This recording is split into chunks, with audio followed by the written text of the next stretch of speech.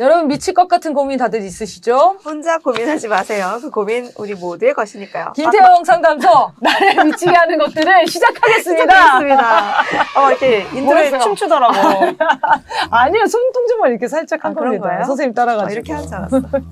네, 여러분의 미칠 것 같은 고민과 사연을 기다리고 있습니다. 소소한 고민, 뭐 진지한 고민, 눈치 보지 마시고 적극적으로 많이 보내주시면 되겠습니다. 아래 나오는 메일 주소 chungnami0000gmail.com으로 보내주시면 되겠습니다. 자, 그러면 지난 방송 그 청년의 고민이었죠? 네. 네, 그래서 그 고민에 대한 따뜻한 댓글들이 많이 달렸습니다. 댓글 소개 먼저 해드릴게요.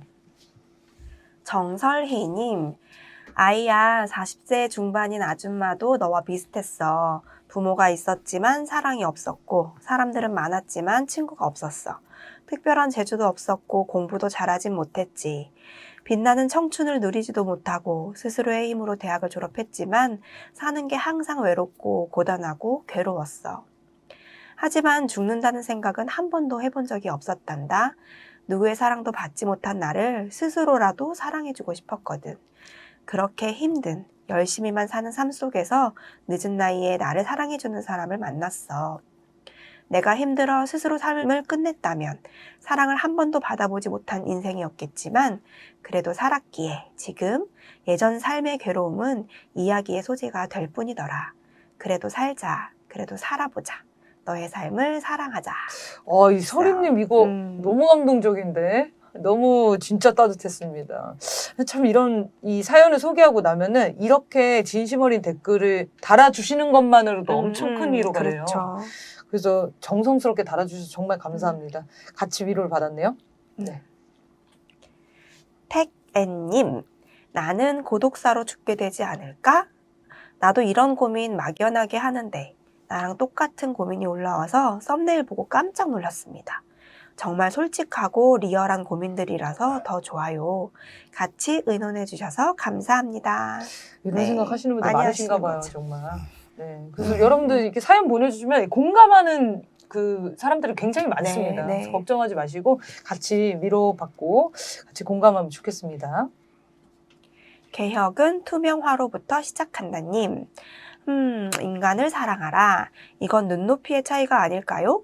경쟁 사회에서 힘없고 능력 없는 사람들에게는 경쟁하는 사람들 모두가 생존의 위협이 되는 존재들입니다. 그래서 사람을 사랑하는 데에는 난이도가 있다고 생각합니다. 반대로 힘있고 능력 있는 사람들은 주변 사람들이 귀엽겠죠. 사람을 사랑하는 데에 난이도가 쉽다고 생각합니다. 윤석열이가 후배들 챙겨주면서 대장하고 놀면서 사람을 사랑하는 생활을 하지 않았겠느냐 하는 생각이 듭니다. 그런데 인간 그 자체를 사랑한다는 의미가 무엇일까요? 고양이랑 강아지는 귀엽고 사랑스럽지만 인간 중에 윤석열 같은 사람은 사랑스럽지가 않은데 아기들은 모두 사랑스럽고요. 어떻게 봐야 됩니까? 눈높이의 차이. 이런 거 아닙니까? 부자들은 마음이 여유로우니까 대인배고 다 예뻐 보이지 않겠냐. 그리고 이제 가난한 사람들은 사람을 경쟁 상대로 보기 때문에 쉽지 않을 거다. 근데 이분이 경쟁 사회에서 살고 있다라고 전제를 했는데 맞죠? 네. 근데 힘없고 능력 없는 사람들만 경쟁 사회에 살고 있는 게 아니에요. 그렇네요. 힘있고 능력 있는 사람들도 경쟁 사회에 살고 있어요. 그리고 개인 간 경쟁은 힘있고 능력 있는 사람들이 살고 있는 상류층이 더 심해요. 그건 여러 연구에 의해서 확인됩니다. 그렇다면 인간을 사랑하기 더 힘든 조건에 살아가는 사람들은 상류층이죠. 그러네요. 힘있고 능력 있는 사람들이죠. 그래서 윤석열이 부하를 뭘 사랑을 해요. 이용을 해먹은 거죠. 네. 나를 돋보이는 게 기분이 좋아서 하는 거. 그러니까 술상무하면서 대장 노릇하고 막 그 위세 부리고 부하들 부려먹고 이런 것을 한 놈이지 인간을 사랑하는 사람이 아니에요. 그건 다음번에 아마 사랑을 다루게 될 텐데 제가 마침 책도 가짜 사랑 고난 사회라는 책을 썼으니까 네. 그때 이 인간에 대한 사랑에 대해서는 좀 진지하게 한참 얘기할 수 있을 것 같거든요. 네. 그래서 그 책, 그때까지 계속 방송을 들으시고 일단 오늘은 그 정도만 얘기하고 이분이 얘기하는 것처럼 가난한 사람들이 더 사랑하기 힘든 조건이고 부자들은 아니다. 그런 거는 현실하고 맞지 않는 얘기다. 그 정도만 얘기하고 싶어요. 근데 어려운 사람들이 훨씬 더 사랑을 쉽게 하는 것 같거든요, 저는. 그러니까 공감이 되니까, 서로의 처지가. 네. 예를 들면 사회적 약자들이 다른 사회적 약자가 투쟁하는 사안에 대해서 훨씬 더 크게 공감하는 게 있잖아요. 그런 왜냐? 걸 쳤을 때는 경쟁이 덜하거든요.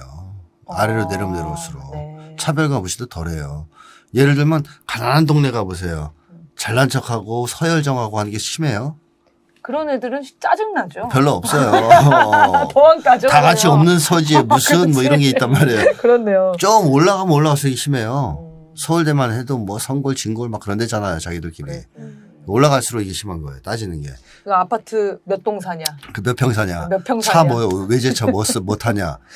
여행 이번에 어디 갔다 왔냐. 이런 거 갖고 서열을 정하고 서로 잘났어 경쟁을 하는데. 오히려 없는 사람들은 그런 걸 가지고 싸우진 않네요. 생각해보니까. 덜해요. 네. 훨씬 덜합니다. 네. 아, 완전 반대로 생각하셔야 될 것 같은데요. 네. 저는 근데 이분이 좀 이해가 가기는 해요. 어떤 맥락에서 이런 고민이 드시는지. 그러니까 이런 차이일 것 같아요. 그러니까 그러니까 능력이 없는 사람들이 하는 사랑하고 그 능력이 있어서 하는 사람들하고는 약간 색깔은 다른 것 같아요. 색깔이 아니라 아예. 사랑을 못해요. 능력이 있는 거기는 분들은. 아예 이제 똑같은 사랑을 할 수 있냐 이걸 똑같은 걸로 비교하기는 좀 어려운 것 같고 거기는 그렇게 보일지언정 속은 비어있는 경우가 많을 것 같고 약간 그렇게 생각하시는 거네. 이제 가진 사람들은 다 친해 보이고. 네. 마음 잘 편해 지내니까. 보인다. 그런 거를 사랑한다라고 이제 생각을 하시는 더 거예요. 글로리 보시면 드라마 거기 일진들 있잖아요. 괴롭히는. 걔들 서로 잘 몰려다니잖아요. 똘똘 뭉쳐서. 그럼 완전 서로 그렇죠. 사랑하는 사이인가요? 걔들이? 증오하면서 좀 혐오하고. 서로 괴롭히고 나중에 지네들끼리 서로 공격하잖아요. 그런 거예요. 이 부자들의 이 사랑이로 밖에서 착각하는 그러네. 거지만 사랑이 아니에요. 절대 얘들은. 우리 여기 보내주신 분은 댓글 다신 분은 저희가 이전 방송, 전주 방송에 요 얘기를 조금 정리한 게 있으니까 한번 더 확인해 주시면 좋겠습니다. 자, 그러면 오늘 사연이 너무 길어가지고, 근데 사연이 너무 좋아요. 여러분 집중해서 들어주셔야 돼요. 글을 거의 자서전 쓰듯이 네. 써오셨어요. 그래서 오랜만에 긴 사연 좀 낭독해 드리고 저희가 상담을 한번 이어가 보겠습니다. 안녕하세요. 촛불전진 채널을 너무 유익하게 보고 있는 20대 청년입니다. 제 치부를 처음으로 낱낱이 써보는 것 같아 부끄럽고 창피하기도 하지만 사연을 보내봅니다. 먼저 제 소개를 하자면 저는 백수 생활을 하고 있는 27세 남자입니다. 고등, 중퇴, 저학력자이고 알바 외에 취직을 해본 적이 없으며 현재는 군 전역 후 3년째 일을 하고 있지 않은 장기 백수입니다. 부모님과 저의 관계, 유년 시절 가정 환경에 대해 말씀드리겠습니다. 저는 1남 1녀 막내로 태어나 유년 시절 부모님의 충분한 사랑을 받고 자랐습니다. 어머니, 아버지 모두 평범한 회사원이시고 특별히 유복하진 않았지만 특별한 부족함도 없이 자랐습니다. 부모님은 열심히 일하시고 자식을 사랑하고 헌신할 줄 아는 분들입니다. 누나와 제가 있는데 특히 저를 더 사랑해 주셨던 것 같습니다. 아들이어서 그랬던 것 같고요. 어머니는 자식을 한 번도 혼내본 적이 없을 정도로 다정하시고 스킨십과 애정을 듬뿍 주셨습니다. 아버지도 사랑을 듬뿍 주시긴 했지만 자식에 대한 집착과 강요가 심했으며 어머니에 비해 엄했고 늘 소통이 되지 않는다는 느낌을 받았습니다. 대화하다가 화를 자주 내셨죠. 유년 시절부터 누나와 저에게 공부에 대한 집착과 강요를 많이 하셨고 늘상 학원을 보내셨는데 누나는 나름 스스로 학원에 다니고 싶어 했고 공부를 하고자 했지만 성적이 잘 나오진 않았습니다. 저는 공부를 왜 하는지 몰랐고 학원에 너무 다니기 싫어했지만 아버지의 강요에 의해 학원에 다녔습니다. 성적은 곧잘 나왔지만 전혀 흥미를 느끼지 못했어요. 성적이 잘 나오면 아버지가 칭찬해주고 기뻐하는 모습에 보답하기 위해 억지로 다녔던 것 같습니다. 그러던 중 중학교에 들어가면서 학원을 관두게 되었고 그 뒤로 성적이 나오지 않자 아버지의 공부 잔소리는 나날이 심해졌습니다. 학원을 관둔 지 1년이 지난 중2 때에는 급기야 아버지가 제 팔을 잡고 학원에 강제로 끌고 가기도 했습니다. 그때를 기점으로 학원을 여러 군데 옮겨 다니기 시작했는데 공부에 흥미가 전혀 없었던 제 성적은 오르지 않았습니다. 학원에 보내놓으면 수업 시간에 그림이나 그리고 다리나 떨고 집중하지를 않으니 성적이 오르지 않았겠죠.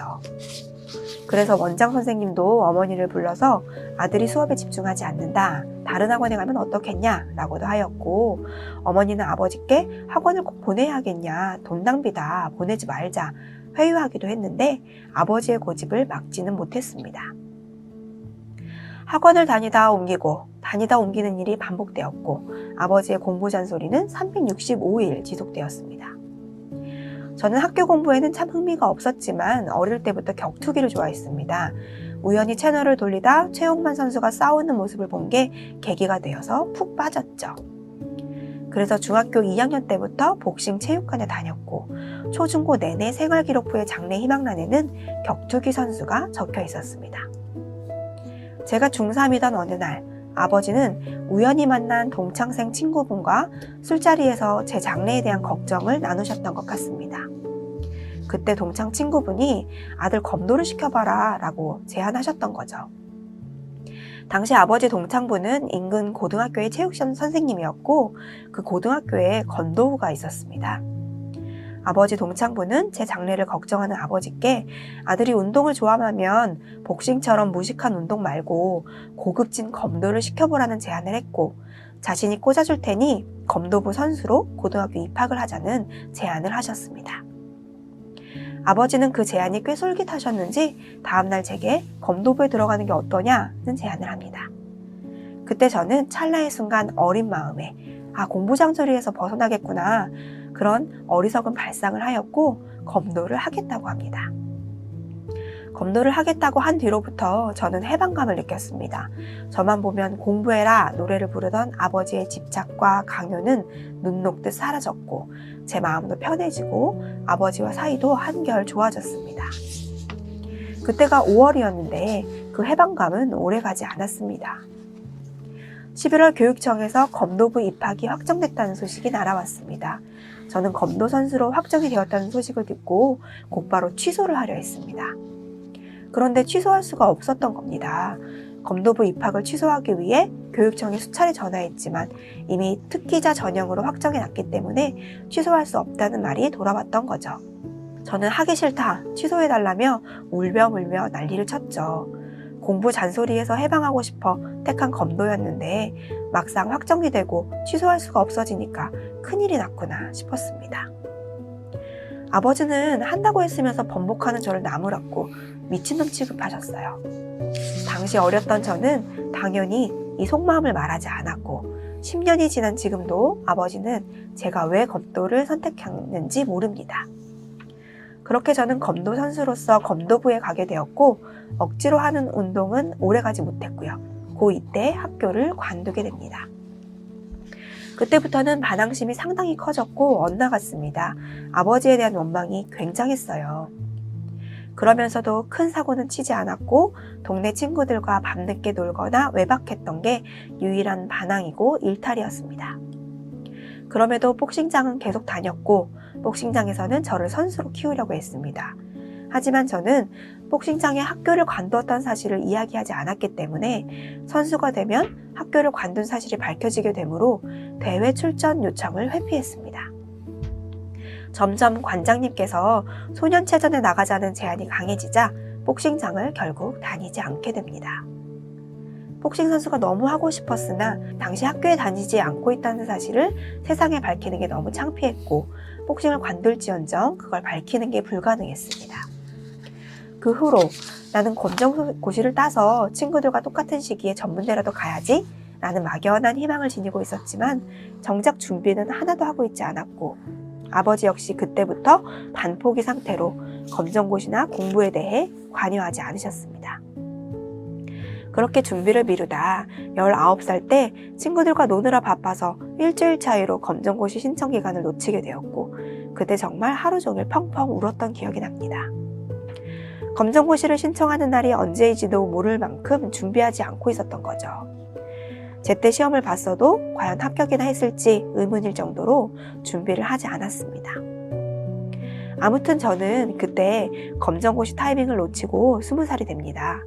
같이 놀던 동네 친구들은 모두 대학에 가거나 취업을 했고 혼자 고립되기 싫었던 저는 뭐라도 해야 한다는 생각에 쫓기듯 기술학교에 들어갔습니다. 하지만 저만 20살이고 모두 30대에서 60대까지 어른들만 있는 환경에서 급체하듯 일주일 만에 관두게 됩니다. 그리고 계속 검정고시 시험을 여러 번 신청했지만 매번 공부를 하지 않아 시험장에조차 나가지 않았던 날들이 부지기수. 그러다 22살 군대에 가게 됩니다. 군 생활을 마치고 24살 사회에 나오니 정말 막막하더라고요. 예전에는 막연히 검정고시를 따서 친구들과 똑같은 시기에 대학에 가고 재밌게 놀고 똑같이 사회생활하는 그런 일만의 희망이라도 가지고 있었는데 그 시기를 놓치고 24살이 되니 아무런 의욕도 희망도 생기지도 않았고 열등감과 자아 비판과 무기력, 자책으로 하루하루를 보냈습니다. 우울했고 암울했고 저 자신이 너무 초라하고 모든 게 미웠습니다. 동네 친구들과의 연락도 자발적으로 끊고 사실상 고립을 택했습니다. 친구들이 연락이 와도 일부러 답장하지 않았습니다. 참고로 동네 친구들은 제가 고등학교를 관두었다는 사실조차 지금껏 제가 말하지 않았기 때문에 모릅니다. 그러다 재작년부터 공황장애와 불안장애, 자율신경실조증, 메니에르라는 각종 병들이 생겼습니다.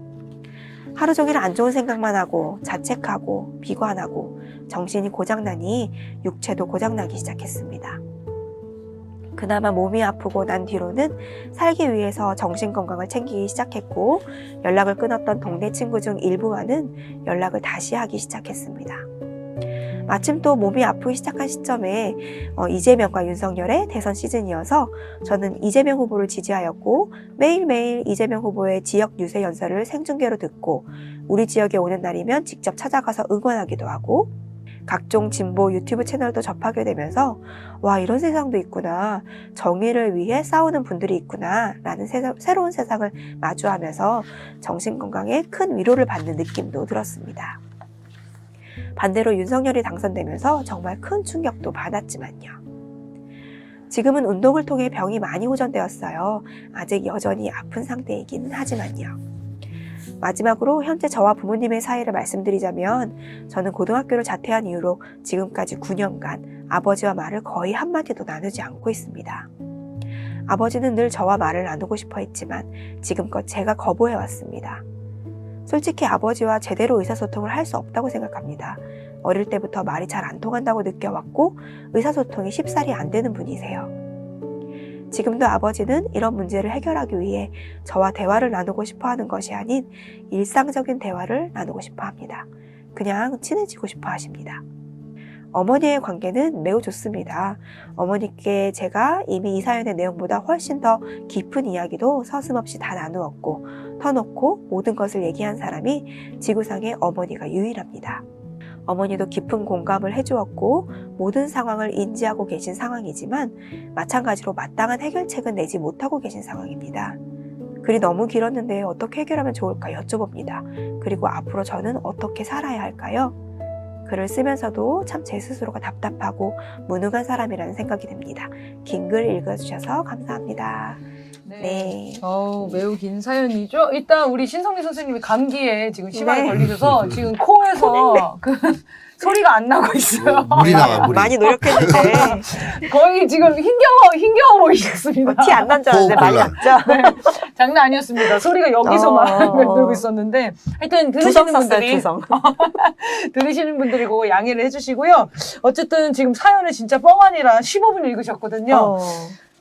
저는 이분 사연을 보면서 느낀 소감을 얘기하면은 이분은 글을 쓰셔야 될 분이에요. 너무 잘 글을 썼어요. 이렇게 조리 있게 그 상황을 자세하게 표현하시는 능력이 정말 대단하신 것 같은데요. 근데 격투기를 하셨다는데 글도 이렇게 잘 쓰시는 거 보면 참 신기합니다. 정말 오랫동안 해왔던 고민을 정리를 스스로 쭉 한번 하시면서 어떤 생각이 드셨을까 좀 궁금해지기도 하는데요. 일단 선생님이 보시면서 느꼈던 거 이야기 나눠주실 거 있으면 먼저 해주시죠. 뭐 간단하게 말씀드리면 네. 이분이 스스로 자기의 인생을 평가하면서 유년기에는 충분한 사랑을 받았다. 그리고 부모님에 대해서 굉장히 좋게 평가하셨어요. 어머니는 자식을 한 번도 혼내 본 헌신할 적이 없을 줄 아는 정도로 다정하시고 분들이죠. 스킨십과 그렇죠. 애정을 부모님이 열심히 일하시고 자식을 사랑하고 음. 헌신할 줄 아는 분들 이렇게 이제 아주 긍정적으로 평가하셨죠. 그런 거 보면 어린 시절, 유년 시절까지는 사랑을 뭐 충분히 받았다라는 네. 본인의 평가가 맞는 것 같고요. 네. 그래서 아마 지금 윤석열 TV가 아니라 이 촛불 행동 TV를 보고 그렇죠. 그러지 않겠나 그런 원인 때문에 그런 생각은 드는데 어쨌든 이거는 중요한 자산이다 이렇게 이제 볼 수 있겠는데 안타까운 것은 아버지가 그런 좋은 어떤 사람인데도 불구하고 공부 강요를 많이 했다는 거 아니겠어요? 그리고 공부를 하기 싫어하는 자식한테 공부를 강요하려다 보니까 써먹을 수 있는 무기가 없잖아요. 둘 중에 하나거든요. 고무수로 패거나 아니면 사랑을 가지고 조건부 사랑을 가지고 조종하는 수밖에 없어요. 그런데 보통 아버지들이 다 패지는 않습니다. 이제 패는 사람이 오히려 적고 보통은 사랑을 가지고 조종하죠. 부모가 가진 가장 강력한 무기는 사랑이에요. 아이는 부모의 사랑을 많이 받고 싶어 하기 때문에 그걸 못 받는 것은 아이한테는 거의 이거 죽음과도 같은 그 두려움이잖아요. 그래서 그걸 가지고 부모들이 정말 아이를 조종할 수가 있어요. 좀 맘만 먹고 이걸 써먹으면. 100점 받아오면 이뻐하고 뭐 80점 받으면 조금 이제 우리 아들 하고 슬퍼하고 막 화 안 내도 돼요. 그냥 슬퍼하면 돼요. 막 처져 있고 막 처져 있고 그렇죠. 막 부부 사이 나빠지는 느낌 막 들고 칼질하다 손 베고 막 이러면 이제 막 애가 막 심적 부담이 어마어마해요. 네. 야, 그럼 근데 문제는 뭐냐면 그런 조건부 사랑을 하면 아이 입장에서 사랑받았다고 못 느끼죠. 이렇게 사랑은- 할 때만 사랑해. 그렇죠. 사랑은 조건을 충족시켜서 받는 게 사랑이 아니거든요.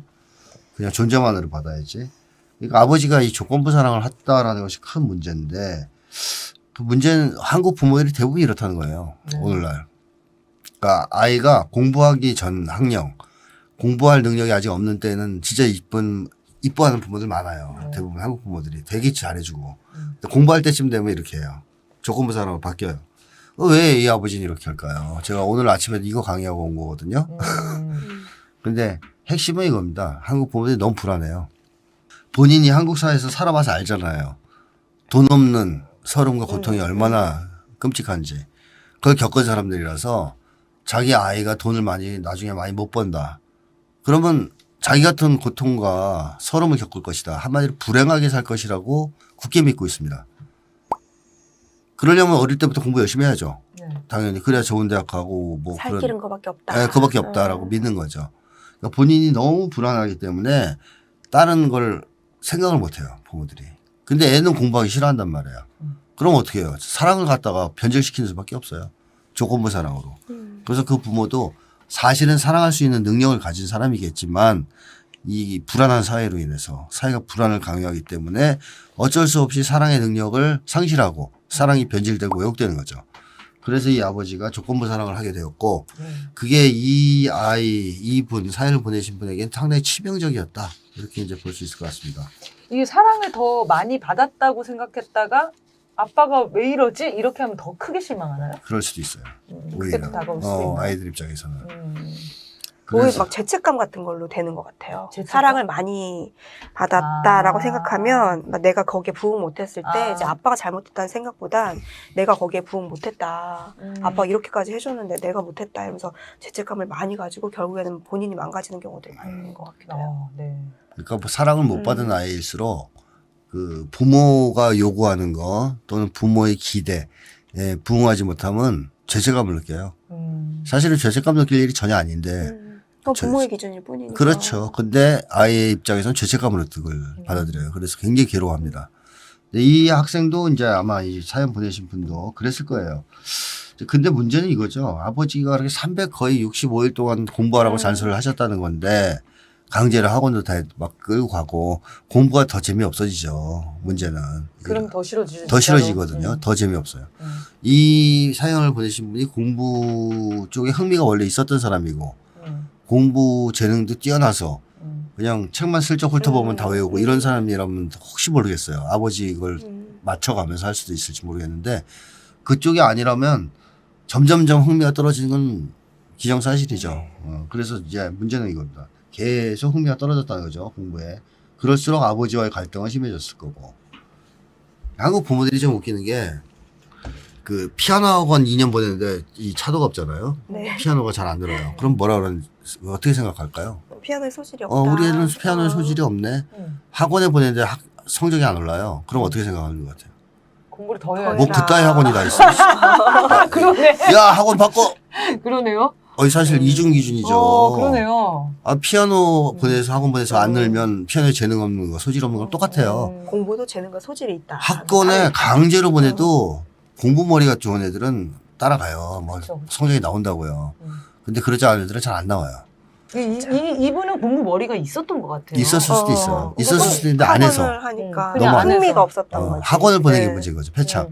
학원을 보낸 게. 네. 그러니까 즐겁게 자기가 하는 정도로 했으면 그렇죠. 좋았을 텐데. 오히려. 저 제 경험을 얘기하면 제가 영어를 진짜 하기 싫어했던 사람이에요. 네. 영어 너무너무 지금도 하기 싫어하는데 음.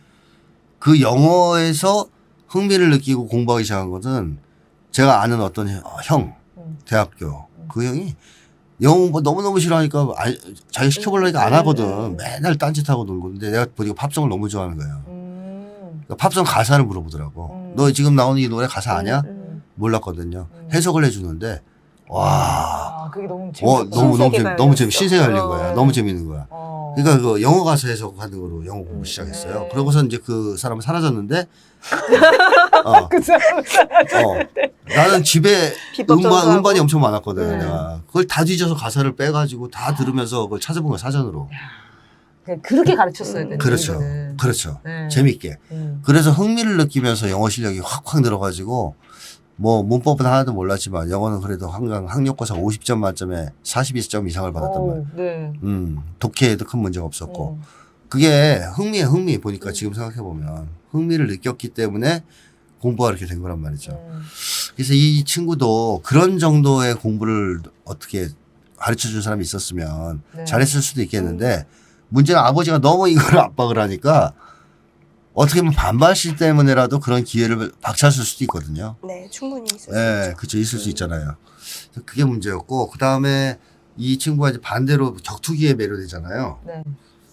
근데 격투기에 매료된 건 여러 가지 이유가 있을 수 있는데 한 가지 짐작되는 건 뭐냐면 무력감이에요.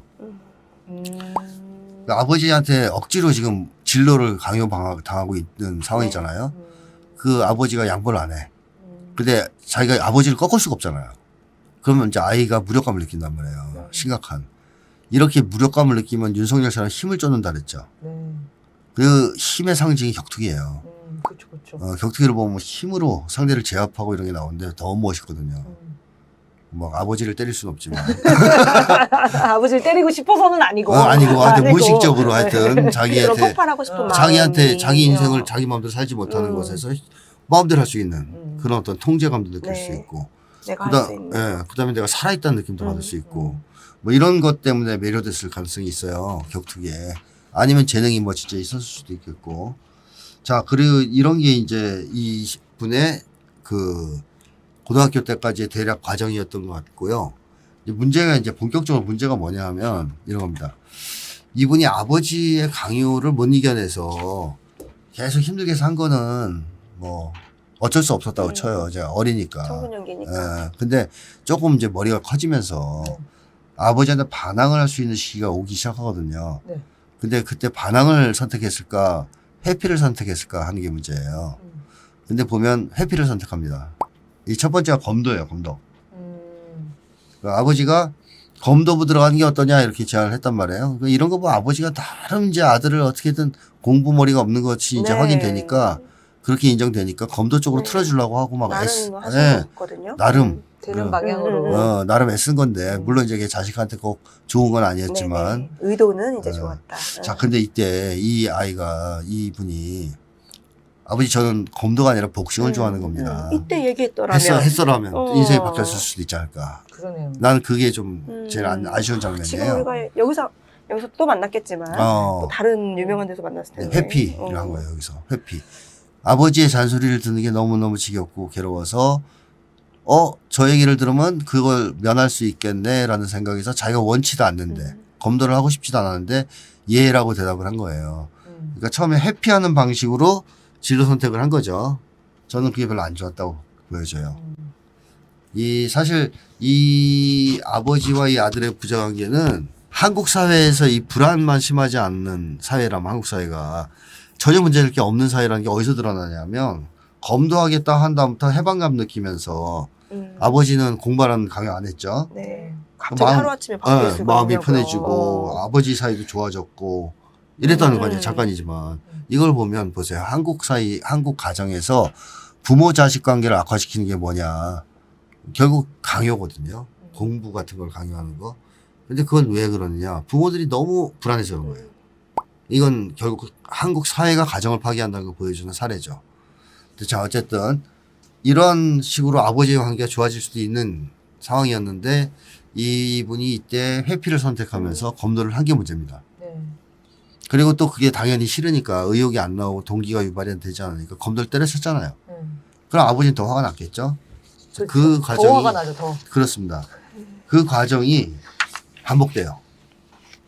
자, 회피를 자꾸 하는 게 반복되는데 또 대표적인 회피가 뭐냐면 복싱 선수를 하고 싶었는데 관장이 소년체전 나가자 그랬잖아요. 근데 그것도 회피예요. 그렇죠. 선수가 안 된 거요? 네, 복싱을 관뒀잖아요. 왜? 밝히기가 싫어서. 학교 그만둔 걸 그때 말했어야지. 말했어야지. 아버지하고도 똑같아요. 저는 검도가 아니라 복싱을 좋아해요라고 말을 안 했죠. 그래서 회피했죠. 이때는 제가 학교를 그만뒀어요. 라고 얘기했으면 복싱을 할 수 있었죠. 그거 얼마나 와, 너 복싱하고 싶어서 학교까지 그만뒀구나. 그렇게 할수 되는 있었을 건데. 텐데. 사실은 하여튼 그렇게 가는 거예요. 그럴 수도 있는데 회피했어요. 네. 그러니까 이 과정을 통해서 뭘 확인할 수 있냐면 이분이 타인들의 평가, 인정받으라는 욕망이 강하다는 걸 알 수 있어요. 네. 그럼 부모의 사랑을 충분히 받았는데 왜 그랬을까? 그러니까요. 아버지가 안 해줬잖아요. 아버지가 조건부 사랑은 이게 이제 결여되거든요. 그러니까 이게 어떻게 해야 충족이 되냐면 내가 뭔가를 해내야지 사랑을 받는다라는 게 있으면 자꾸 이게 결핍된 느낌을 받아요. 뭘 해내야 되지 않느냐. 안 하면 혼날 것 같고 지적받을 것 같고 안 받아들여 줄 것 같아. 어렸을 때 어떤 조건 없이 무조건적 사랑을 받아야 내가 최대한 노력하고 나면 사람들이 다 인정해 줄 것이다. 받아줄 것이다. 이런 자신감이 생기거든요. 근데 이 친구는 지금 그게 결여되어 있는 상황이죠. 그래서 아버지한테 얘기를 못한 게 있을 거고. 검도한다 그러면 더 혼날 것 같으니까. 네. 이 관장한테도 그 얘기를 하면 혼나진 않겠지만 내가 이제 어떻게 보일까. 인정을 안 해주거나 자기를 아주 뭐 깔보거나 뭐 그렇게 좀 창피해질 것 같아서. 그러다 보니까 이게 악순환을 형성하기 시작했다. 네. 그런 것이 두려워서 회피를 선택하고 회피를 선택하니까 인생이 꼬이고 그러면 또 이제 더 부끄러워지니 더더욱 또 회피를 하게 되고 이때부터 아주 본격적으로 꼬이기 시작했다 저는 그런 생각이 들어요. 그렇네요. 지금 이분이 어느 정도까지 좀 심각했냐면 10년이 지난 지금도 아버지가 검도를 왜 택했는지 모른다잖아요. 네. 아버지한테 지금 대화를 안 하고 있는 상황이 그렇겠지만 또 고등학교 동창들한테도 학교 그만둔 얘기를 지금도 안 했다는 거 아니에요? 그러니까 이분이 이제 그런 그런 얘기를 했을 때 남들이 날 어떻게 볼까? 이걸 과도할 정도로 신경 쓰고 있다. 네. 그걸 만약에 제대로 얘기하면 남들이 나를 뭐 싫어할 것이다. 뭐 미워하진 않다. 싫어할 것이다. 인정해주지 않을 거다. 또는 깔볼 수도 있다. 한 그런 심리가 너무 강하다. 그래서 계속 지금 그런 문제가 반복되고 있다. 검정고시 안 간 것도 그런 건가요? 마찬가지죠. 그래서 나중에 20살 이제 넘어서 나이가 좀 들자. 이때 기술학교는 들어갔는데 어떻게 들어가요 또? 쫓기듯. 네. 왜 쫓기듯 들어갔어요? 뭐라도 해야 혼자 고립되기 싫었대요. 그렇죠. 이것도 이 동기가 뭐예요 그러면? 친구들한테 잘못 보일까 봐. 노는 애로 보이고 그렇죠. 싶지 너는 않아 아직도 백수냐? 네. 이런 얘기가 듣기 싫어서 쫓기듯 들어갔어요. 이것도 제가 원해서 들어간 거 아니잖아요. 그러니까 회피를 통해서 자꾸 진로를 선택한단 말이에요. 네. 그게 인생을 자꾸 꼬이게 만든다. 그래서 저는 이분이 살면서 한 번도 자신이 원하는 인생을 살아본 경험이 없다. 거기서 의욕상실증 같은 게 거의 이제 온 상태다라고 보고 그 원인은 회피에 있고 그 회피의 근원에는 타인들의 평가에 대한 과도한 두려움이 있다라는 것이죠. 근데 지금 그런 걸 반복하다 보니까 인생이 꼬이잖아요, 자꾸. 그 결과 자기 비난이 시작됩니다. 특정 시점에서부터. 그리고 자기를 비난하고 그럴수록 더욱 창피하죠. 그럼 더더욱 회피가 어떻게 되겠어요? 더 심해지죠. 심해지죠. 지금 그런 단계로 이미 진입했어요. 근데 이분이 어느 순간에 드디어 이렇게 살면 안 되겠다는 걸 느꼈냐면 이렇게 살다 보니까 계속 정신건강도 안 좋아지고 몸도 안 좋아지고 하니까 안 되겠다고 생각한 게 하나고 또 하나는 대통령 선거가 이제 펼쳐지면서 네. 진보 유튜버를 접하고 그때 이 촛불도 보셨나 보죠. 그러면서 느낀 게 이거잖아요. 와 이런 세상도 있구나. 정의를 위해 싸우는 분들이 있구나. 이게 왜 이분에게 도움이 됐을까요? 그러니까요. 기력을 생각인데요. 회복하는데. 자기 목소리를 낸다는 거에 그렇죠. 아, 이제 그렇잖아요. 이런 세계도 있구나. 뭐 비유하자면 아버지가 불의일 수 있어요. 사실 뭐 제가 굳이 가정에서의 정의와 불의를 따지면 아버지가 불의인 거죠. 왜 싫어하는 거 시켜요. 공부하기 싫은데 억지로 시키고 뭐 검도도 뭐 아버지 권유지만 아이는 또 그걸 그렇게 느낄 수 있죠. 압력으로. 자 어쨌든 그런 과정에서 이 아이는 아버지한테 자기 목소리를 내보고 싶지 않았을까요? 당당하게. 근데 그걸 내는 사람들이 있는 거예요. 야. 그러니까 매료될 수밖에 없죠. 이거는 정신건강에 도움이 되는 거죠. 네. 당연히. 아 이런 세상이 있고 이렇게 살아가는 사람들이 있구나. 모두가 다 굴복하고 무너지는 건 아니구나. 이런 걸 느꼈으니까. 그래서 아마 마음의 상처가 좀 호전되는데 도움이 됐을 것 같은데 앞으로도 계속 보십시오 이 방송을. 네. 맞아요. 선생님하고 이제 우리가 왜 그때 얘기했어야지 이렇게 말은 하지만 이게 안타까움의 표현이었고 그래요. 네. 그때 말 못한 이유가 있었겠죠. 그럼요. 그 부분은 그건 충분히 알죠. 좀 공감을 합니다. 그러니까 엄마가 한 번도 혼낸 적이 없대요. 근데 우리는 사실 살면서 누구나 좀 내 의견하고 남의 의견하고 이렇게 부딪힐 때가 있거든요. 그럴 때 다들 힘들잖아요. 근데 네. 그것도 이제 이겨내고 다시 또 화해하고 다시 네. 친해지고 하는 건데 엄마하고 이제 아빠가 아이를 전혀 혼내지 않게 되면 작은 거. 그러니까 내가 작은 것부터 좀 연습해야 돼요. 이런 거 마음에 안 들 때 엄마 나 이거 먹기 싫어라든지 난 이거 싫어 난 저거 하고 싶어 자기 주장을 할 수 있는 조금 그 어렸을 때는 그 어린 마음에는 이것도 좀 힘들지만 그래도 그 하나하나 단계를 넘으면서 그 힘을 좀 길러야 되는데 혼난 적이 한 번도 없다? 그러면 받아들여지는 이런 관계에서 자기 목소리를 낸 경험이 거의 없을 수 있다. 아, 반대로 생각해야 되는 거네요. 그렇죠. 그래서 어머니가 적절하게 너무 사랑해서 다 예뻐 이게 아니고 그치. 자기가 조금- 반항을 안 해본 거구나. 그죠. 혼날 만한 내 일. 목소리가 생기려면 사실 아이러니하게도 반대되는 상황에 가면 더 내 목소리는 강해지게 돼 있어요. 자기를 자각하게 되고. 네네. 근데 아빠는 너무 강했던 거지. 365일 동안 그랬다면 사실 아빠들은 이렇게 교육에 이렇게 신경 많이 안 쓰시는데 이 정도면 진짜 강력하신 분이라는 엄마가 너무 느낌이거든요. 오냐오냐일 수 있어요. 그렇죠. 네, 그런 그래, 분들. 의심도 되죠. 그러면 약간. 스킨 씨가 애정 막 듬뿍 두셨다라고 그렇죠. 표현하는 거군요. 그래서 제가 이분이 이제 기술학교에 갔는데 거기에 30대에서 60대만 있었대. 네. 20대 혼자잖아? 그럼 어떤 친구들은 거기서 저 이쁨 받으면서 했어요. 이런 친구들도 있을 수 있어요. 그래서 이 조건이 항상 20대라서 되게 안 되는 조건은 아니거든요. 근데 이분이 아빠와 투영되니까 나보다 더 연장자가 늘 좀 불편하거나 그렇겠죠. 나보다 좀 더 강한 느낌이 들거나 좀 더 어른이다 이런 느낌이 들면 되게 쪼그라드나? 근데 이게 어렸을 때부터 자기 주장하는 것이 좀 차근차근 연습이 안 되면 말하기 되게 어려울 수 있었겠다. 그래서 그때 복싱하고 싶다고 말했더라면 이때 나 소년체전 나가보겠다고 혹시 뭐 학교 그만둬도 나갈 수 있어요? 나 진짜 잘할 수 있는데 이렇게 했더라면 이런 아쉬움이 좀씩 남는 거죠. 그러니까 아버지를 무서워하잖아요. 근데 그러니까 지금도 대화를 안 하고 이렇게 회피 네. 중이신데 어떤 걸 무서워하는 걸까요? 그게 지금에 와서는 사실 사랑을 못 받는 걸 무서워했던 거죠. 이 아버지는 보니까 때리고 그런 사람 아니에요. 이 폭력을 글에서 쓰는 사람도 아니에요. 가능하면 설득도 하려고 하는 쪽이긴 해요. 그러나 팔을 잡아 끌고 학원에 데려갈 정도로 고집은 센 사람이라고 봐야죠. 자기 아빠가 안 꺾을 것 같다. 안 꺾일 것 같다. 아무리 얘기해도. 네. 그런 데서 이제 한번 무너지면서 포기하기 시작한 거고 거기에 무력감을 이제 느꼈겠죠. 자, 그런데 어쨌든 제가 조언해드리고 싶은 건 뭐냐 하면 이제 컸잖아요. 맞아요. 그때는 어려서 아버지한테 그렇게 당한 거고 지금 어른이지 않습니까? 이제는 어른답게 아버지를 상대할 필요가 있어요. 그러니까 모든 걸 또 아버지 탓을 할 수도 없어요, 이제는. 왜냐하면 본인이 선택한 것들이 있었어요, 분명히. 회피라는 걸. 지금도 그런 경향이 좀 있고. 그래서 지금은 이제 제일 중요한 것은 뭐냐 하면 스스로의 판단과 의지로 무엇을 하며 살고 싶은지를 탐색할 필요가 있는데 그 전제 조건은 회피를 한 번이라도 안 해보는 것이다. 라는 거죠. 여태까지는 어떻게 보면 거의 전 인생이 회피거든요. 예, 맞다. 회피.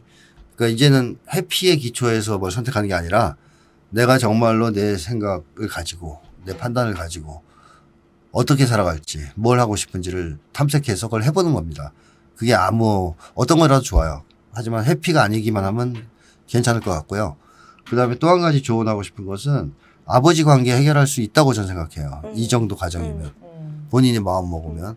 그래서 아버지도 보니까 친해지고 싶어서 지금 계속 말도 걸고 이거 거꾸로잖아요, 보통. 네네네. 자식은 하고 싶은데 아버지가 거부하는 경우가 많거든요. 그치. 근데 아버지도 이제 어느 정도 내려놓은 것 같단 말이에요. 그렇게까지 그쵸. 밀어붙였는데 안 됐으니까. 이전엔 강요하기 좀 애매해진 거죠. 그러니까 이제 친해지기라도 하고 싶은, 더 이상 관계가 나빠지기 싫은. 그러니까 이 아버지도 자식을 사랑하시는 분은 확실해요. 이 처음에 평가대로.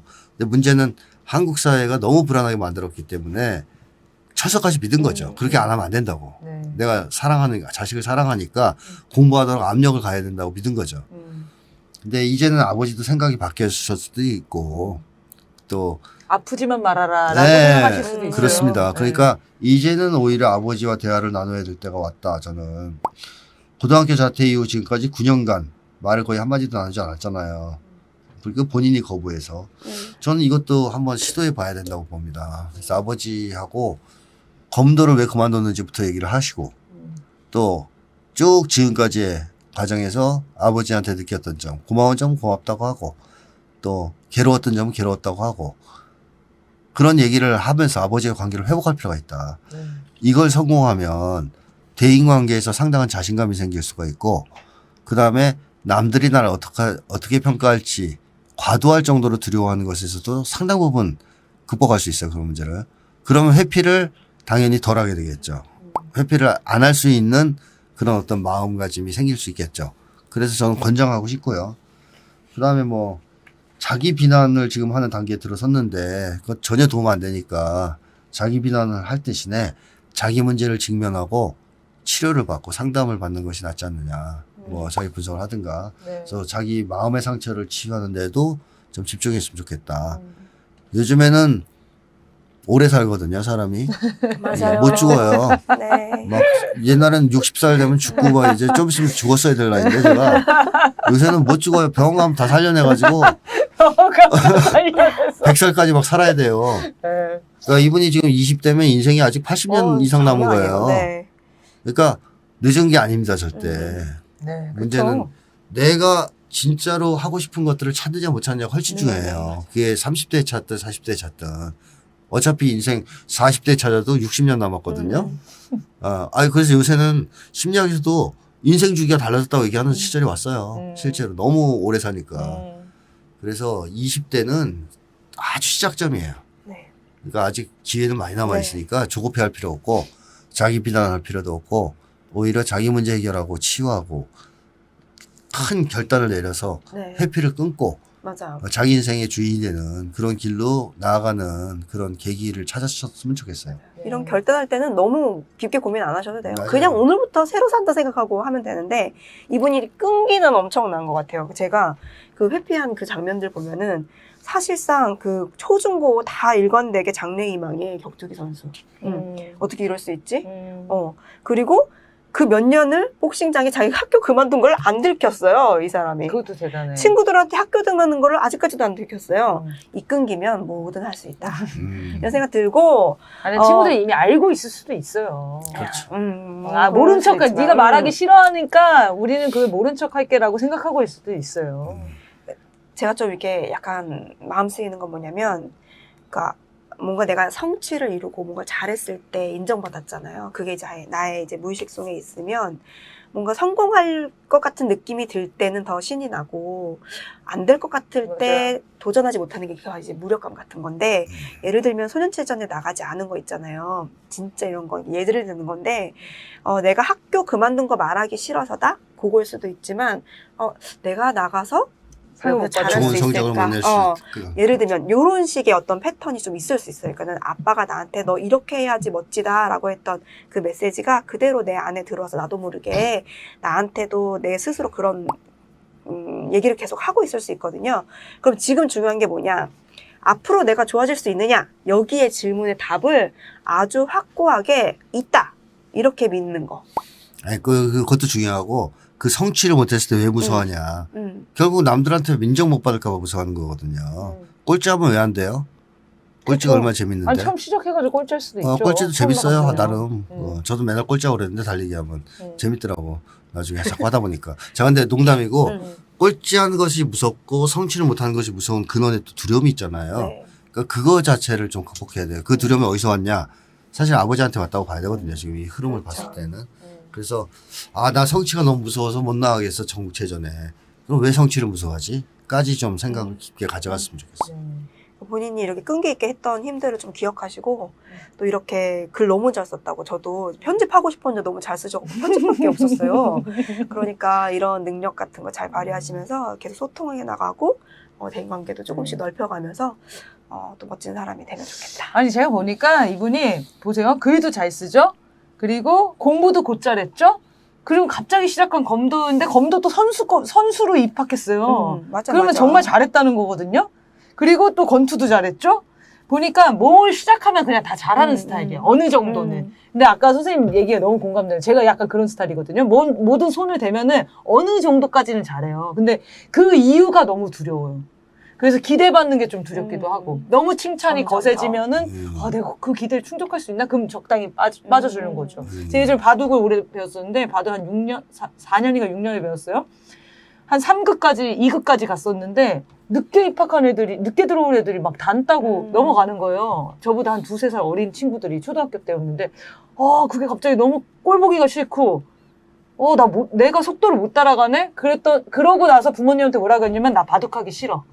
라고 얘기를 해서 바둑이 싫어서 그만두신 줄 알아요. 근데 사실 이제 지금 돌아보니까, 그땐 몰랐지만, 지금 돌아보니까 그 기대감을 좀, 바둑도 처음에 들어가 되게 잘 뒀거든요. 네. 막 그 대회도 나가서 막 입상하고 그랬어요. 어릴 때 사진 보니까 장난 아니었는데. 근데 어느 정도 되니까 못 넘겠는 거예요, 이거를. 그 압박감과 부담감이. 네, 그래서 그만두게 되더라고요. 근데 보니까 이 패턴이 그런 패턴이야.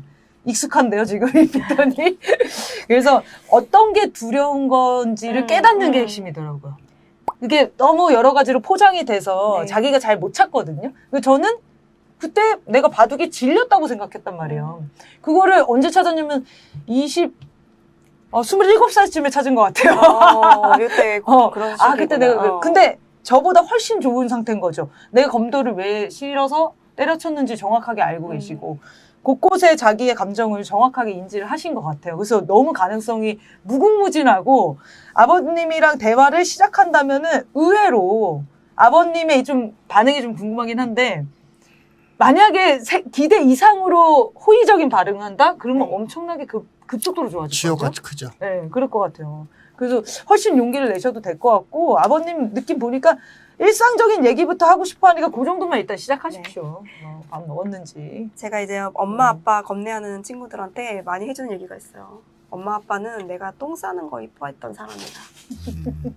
똥 싸는 모습 보고 얘 똥 쌌다고. 지금 똥 싸면 싫어할 것 박수치던 같아요. 그런 사람이다. 지금 똥 싸면 안 되지. 밑바닥에는 큰 사랑이 있다. 그렇지. 무조건 전 사랑이 있다. 그런 마음이 있었던 분들이니까 조금 어려워도 한번 시도해 봅시다. 네, 마지막으로 이거 하나만 물어보겠습니다. 네. 공황장애나 불안장애 이런 뭐 병들을 얘기하셨잖아요. 이게 동시다발적으로 이렇게 다 올 수 있는 건가요? 그럼요. 공병 될 수 하나씩 있죠. 먹는 게 아니고. 메니에르 같은 것은 현기증 막 이렇게 느끼고 이러는 건데 아. 거의 스트레스가 그런 건가요? 밝혀지질 못했어요, 원인을. 자율신경 실족증도 스트레스가. 약간 그런 거죠. 그런 것들이죠. 약간 앞에 안 보이는 그런 그렇죠. 건가요? 갑자기 막 너무 심장이 뛰거나 뭐. 근데 보통 이런 게 공황장애나 이런 거는 우리가 드라마에서 보면은 꼭 사람들 사이에 있다가 오잖아요. 혼자 있다가 공황장애 잘 안 오잖아요. 오긴 혼자 하죠. 있을 때도 와요. 혼자 있을 때 와요? 네. 처음엔 사람들 사이에서 오다가 나중에는 그 장면 자체가 두려워서 또 혼자 있을 때도 오고 그래요. 그게 시작은 거기서 시작을 하는데 하더라도. 예. 혼자 계속 지속이 되는 거군요. 그 장면 자체가 두려우니까 공황이 또 온다고. 근데 지금 공황장애가 아예 예측이 안 되는 거잖아요. 자기가 언제 올지. 그게 그 자체가 무서워서 무서운 사람을 거죠. 피해요. 그래서 언제 올지 그러니까 모르니까. 원인을 모르니까 언제 상황도 올지 모르고. 모르니까. 예. 아, 그렇구나. 그리고 보통 장애가 하나만 있는 경우 별로 없어요. 동시다발적. 여러 가지 같이 있지. 근데 일단 병이 좀 호전됐다고 하니까 지금은 운동을 통해 병이 많이 호전됐다고 네. 하는 게 사회운동일까라는 생각이 들었거든요. 육체적인 운동이겠죠? 두 가지를 병행하시면 네. 훨씬 호전 속도가 빠를 것 같습니다. 네, 그래서 오늘 저희 채널을 만나서 다행이고 선생님 얘기한 것처럼 그 건강하게 사랑할 수 있는 능력이 충분하신 분인 것 같아요.